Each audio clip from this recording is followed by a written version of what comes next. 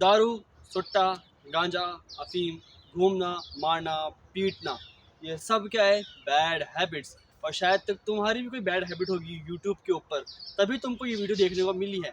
तो let's start this video with me. First point में तुमको बताऊंगा, देखो इंसान बैड हैबिट्स में लगता ही क्यों है। Social pressure. मुझे बताओ, अगर मेरे 5 दोस्त हैं और उसमें से 4 दोस्त गांजा, सुट्टा या फिर ये चीज़ें करते हैं, तो मुझ पर प्रेशर आया कि मैं भी चीज़ें करूँ। क्यों क्यों? एक्सेप्टेंस के लिए, कि वो लोग मुझे एक्सेप्ट कर ले, वो लोग मुझे एक्सेप्ट कर ले कि मैं भी उनमें से एक हूँ। ये प्रेशर रहता है दिमाग के ऊपर। ये सोशल प्रेशर किसने बनाया? आपने? मैंने नहीं। ये अपना आप बनता है। तुम अगर 5 लोगों के बीच में बैठोगे जो बहुत एंटरप्रेन्योर है, बिजनेस में बहुत फोकस्ड है, तो तुम भी बिजनेस में जाने की चाहत रखोगे। वैसे ही अगर तुम ऐसे 5 लोगों के बीच में बैठते हो जो गांजा सुट्टा अफीम पीते हैं, तो तुम्हारी भी चाहत वैसी होगी। पर मेरा केस ये है कि मेरे ऐसे बहुत दोस्त है जो गांजा सुट्टा अफीम दारू सिगरेट सब करते हैं, पर मैं नहीं करता, क्योंकि मुझे पता है कि मेरी चीज़ें हैं। वो बहुत कम लोग, बहुत स्ट्रॉन्ग विल्ड लोग ये चीज़ों को सह पाते हैं। तो जब तुम सोशल प्रेशर में आके चीज़ें करते हो ना, तो किसी को घंटा फर्क नहीं पड़ता। मैं ये चीज़ें नहीं करता, सोचता कांजू वंजू कुछ नहीं करता। मैं किसी को घंटा फर्क नहीं पड़ता कि मैं करता हूँ नहीं करता, किसी को फर्क नहीं पड़ता। तो तुम ये चीज़ें करो या ना करो, समाज तुम्हें एक्सेप्ट नहीं करेगा। एंड समाज तुम्हें एक्सेप्ट करेगा ही नहीं किसी भी पॉइंट पे, तो ये चीज़ें करके तुम अपनी बॉडी को ही खराब कर रहे हो। बैड हैबिट जब जाएगी तब तुम अपने माइंड से निकालोगे कि अरे 4 लोग गू खा रहे हैं ना, तो मैं गू क्यों खाऊं? मैं तो बादाम खाऊंगा, पिस्ता खाऊंगा। गू क्यों खाना तुमको? तुम बंद करो गू खाना आज से।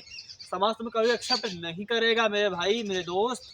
कुछ लोगों की शराब, गांजा, सुट्टा, लड़ना, मार झगड़ा, बैठना, गाली गलौज करना, ये कोपिंग मैकेनिज्म होता है। गुस्सा आता है, गाली बकते हैं, क्योंकि गुस्से को कंट्रोल करने के लिए, गुस्से से डील करने के लिए। स्ट्रेस्ड होता है, टायर्ड होते हैं, दिमाग खराब होता है, दारू पीते हैं, कोप करने के लिए, उनसे चीज़ों को भागने के लिए। बट ये चीज़ें से आप भागोगे नहीं, गाली बकोगे, गुस्से, जब गुस्सा आए तो लड़ाई और बढ़ेगी किसी से। दारू पियोगे, उस समय शांत हो जाओगे, पर वो चीज़ें सॉल्व नहीं हुई अभी तक। तो ये चीज़ें कोपिंग मैकेनिज्म है। मेरा कोपिंग मैकेनिज्म क्या है? स्ट्रेस को लेके, गुस्से को लेके, पढ़ाई, लर्निंग, क्रिएटिंग, प्रोडक्टिविटी, ये मेरा कोपिंग मैकेनिज्म है जो मैंने फाइंड किया इतने सालों में। एंड जब से मैं पढ़ाई करना स्टार्ट, मैं जब से मैं चीज़ों को समझने लगा हूँ ना, कॉन्सेप्ट को, मेरा कोपिंग मैकेनिज्म बन चुका है। इसके बदौलत शायद तक आज मैं कंटेंट क्रिएशन कर रहा हूँ। तो अपना एक यूनिक कोपिंग मैकेनिज्म ढूंढो, चाहे वो सिंगिंग हो, डांसिंग हो, ट्रैवलिंग हो, वॉकिंग हो, कुछ भी हो, किसी से बात करना है क्यों ना हो। जब तुम अपना खुद का एक यूनिक कोपिंग मैकेनिज्म ढूंढोगे ना, तुम ना वो फेक कोपिंग मैकेनिज्म से तुम भागोगे। चीजें ऐसे ही जाएगी। मैं तुम बोल दूं कोई दवाई ला, नहीं, दवाइयों से असर पड़ेगा, बट जो मजा तुम्हारे ब्रेन में तुम ट्रेन करोगे ना, उसमें मजा है। तुमने देखा होगा एथलीट्स होते हैं, वो ऑन ग्राउंड बहुत अग्रेसिव होते हैं, ऑन फील्ड बहुत अग्रेसिव होते हैं, बहुत अग्रेसिव, मतलब उनके पास जो वो तुम्हें मार देंगे। बट इन रियल लाइफ बहुत काम, शांत, इन काइंड होते हैं। क्यों? क्योंकि उनकी बॉडी बहुत ज़्यादा फटीज रहती है, वो मेंटली बहुत फटीज रहते हैं। तो उनको पता होता है कि मुझको अपनी एनर्जी कहाँ इन्वेस्ट करनी है। वो अपनी एनर्जी कहीं और वेस्ट नहीं करते। उनको पता है कि जो मैं ट्रेनिंग करता हूँ उसमें कितना मेहनत लगती है, कितना स्टैमिना लगता है, तो वो अपनी एनर्जी को वेस्ट नहीं करते। तो जब तो अपने लाइफ में वर्क को बढ़ाओगे, फिजिकल वर्क या मेंटल वर्क को बढ़ाओगे, चीज़ों को सॉल्व करोगे, अप्रोच करोगे, तो तुम ऑटोमेटिकली अपने माइंड को फटीज करोगे, बॉडी को फटीज करोगे। इसकी वजह से तुम अपने गुस्से को, तो तुम आएगा नहीं, क्योंकि तुम्हें पता है कि तुम्हें बहुत सारा काम करना है। एंड तुम अपने ब्रेन को फालतू में फटीज नहीं दोगे। तुम्हें पता है कि अगर ये फटीज अच्छी है, ये मेरे लिए हेल्पफुल है, मेरे को प्रोटेक्टिव बना रही है, बट ये फटीज किसी से लड़ रहा हूँ, गाली बक रहा हूँ, नशा कर रहा हूँ, ये फटीज अच्छी नहीं है। एंड अगर तुम दारू पी के सो भी जाओ, तुम्हारा काम पूरा नहीं होने वाला। मैं नहीं आऊंगा तुम्हारा काम पूरा करने, कोई नहीं आने वाला तुम्हारा काम पूरा करने। समझो इस बात को। लोग अक्सर ना बुरी हैबिट इसलिए पालते हैं, क्योंकि मैंने पहले पॉइंट में कहा था, सोशल एक्सेप्टेंस के लिए वो लोग अपना लेंगे। बट मेरी बात सुनो, क्या कोई इंसान किसी दारू को इंसान को एक्सेप्ट करेगा? एक्सेप्ट हिज फैमिली, जो कुछ जानते हैं नहीं। तुम्हें लोगों से एक्चुअल कनेक्शन बिल्ड करने होंगे, जो कनेक्शन जेन्युइन हो। Genuineness is my life changing thought.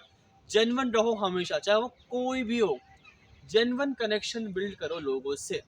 अगर तुम मतलबी कनेक्शन लोगों से बिल्ड करते हो तो कोई बात नहीं, कोई बुरी बात नहीं है, मतलबी बनो, मैं भी हूँ मतलबी।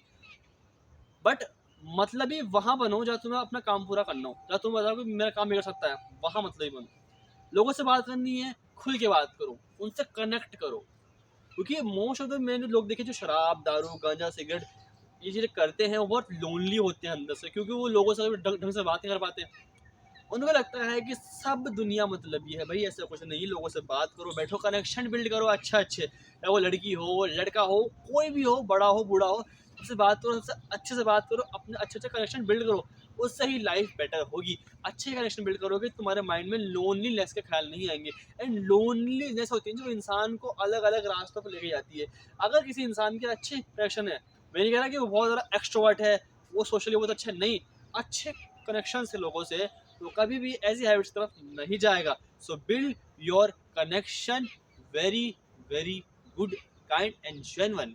मान लो तुमने सब पॉइंट फॉलो कर लिए, 4 पॉइंट, तुम नशा, दारू, गांजा, लड़ाई, मार घाट, पॉन, वेपिंग, मास्टरबेट, तुम सबसे दूर हो, सबसे तुम दूर हो 1 महीने के लिए।